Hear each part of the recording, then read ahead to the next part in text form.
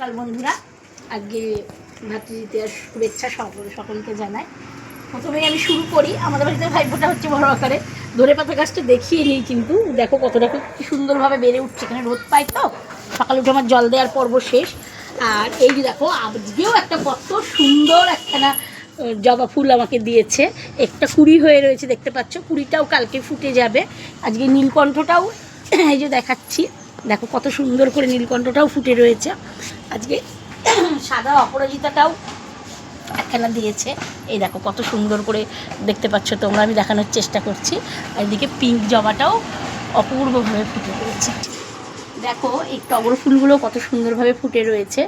এগুলো এখন শেষ সময়, তাও কি সুন্দর কুড়ি। তোমাদের দেখিয়েছিলাম একটা ভিডিওতে যে আমি শিম গাছের দানা এগুলোর মধ্যে দিয়ে রেখেছি। দেখো তার থেকে কি সুন্দর গাছটা আস্তে আস্তে উঠছে। এবার এসে গেছি আমি আমার রান্নাঘরে সকালের টিফিনের আয়োজন করতে। প্রথমে কড়াই গরম করে আমি তেল দিয়ে দিলাম। আজকে হচ্ছে কিমা দিয়ে। কড়াইতে সর্ষের তেল দিয়ে নিয়েছি পরিমাণ মতো। তেলটা গরম হয়ে গেছে। এদিকে আগে থেকে আমি মটর এবং একটু চানা মিশিয়ে এটাকে সেদ্ধ করে রেখে দিয়েছি কুকারটায়। দেখো কত সুন্দর সেদ্ধ হয়ে গেছে। প্রত্যেকটা চানা এবং মটর সুসিদ্ধ হয়ে গেছে। এতে আমি এখন একটু দারচিনি, দুটো এলাচ, একটা লবঙ্গ ফোড়নে জাস্ট দিয়ে নিলাম। আগে আলুগুলো কিউব করে কেটে দিলাম, সেগুলো এখন কড়াইতে আমি দিয়ে দিলাম। আলুগুলো হালকা ভাজা হয়ে গেছে। এবার আমি যে দুখানা মিডিয়াম সাইজের কুচানো পেঁয়াজ অ্যাড করে দিলাম।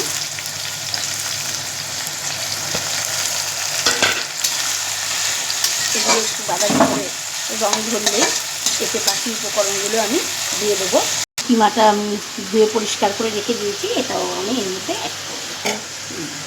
এদিকে আমি মিক্সার গ্রাইন্ডারে আমি কয়েক কোয়া রসুন, একটু লাল লঙ্কা, রঙটা ভালো হবে, আর একটু আদা কুচি দিয়ে একটা মিশ্রণ বানিয়ে নেব। ভাজা ভাজি হয়ে গেছে। এবার আমি এখানে একটু ভাজার পরে আমি বেটে রাখা আদা রসুনের পেস্টটাও, মিশ্রণটাও আমি ভাজা হয়ে গেলে একটু 1 চামচ পরিমাণ হলুদ গুঁড়ো, 1 চামচ পরিমাণ জিরে গুঁড়ো ও ধনে গুঁড়ো এটার মধ্যে অ্যাড করে দিলাম।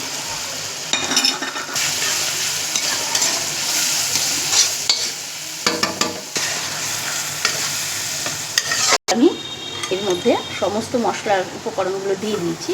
আস্তে আস্তে আমি কিমাটাও এখানে দিয়ে দেবো। এটা দিয়ে ভালো করে কষাবো। নুনও দেবো আমি সামান্য পরিমাণ, তার কারণ আমি ছোলা মটরটা যখন সিদ্ধ করেছিলাম তার মধ্যে আমি সামান্য পরিমাণ লবণ অ্যাড করেছিলাম। নুনটা আপনারা স্বাদ মতো দেবেন।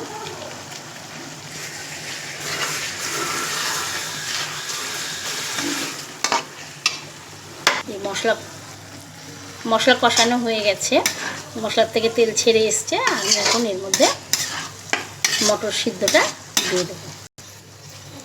সিদ্ধ করা মটরটা আমি এর মধ্যে অ্যাড করে দিলাম।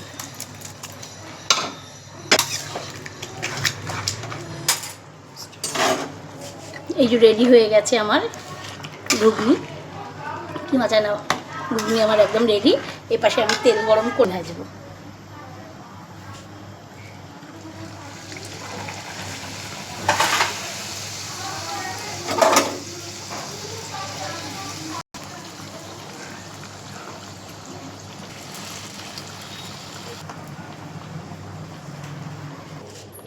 রেডি হয়ে গেছে আজকে আমার ভাতৃদ্বিতীয়ার সকালের টিফিন। এর সাথে থাকবে গরম গরম ফুলকো লুচি উইথ মিষ্টি। টাটা বন্ধুরা, সকলে ভালো থাকবেন। ধন্যবাদ।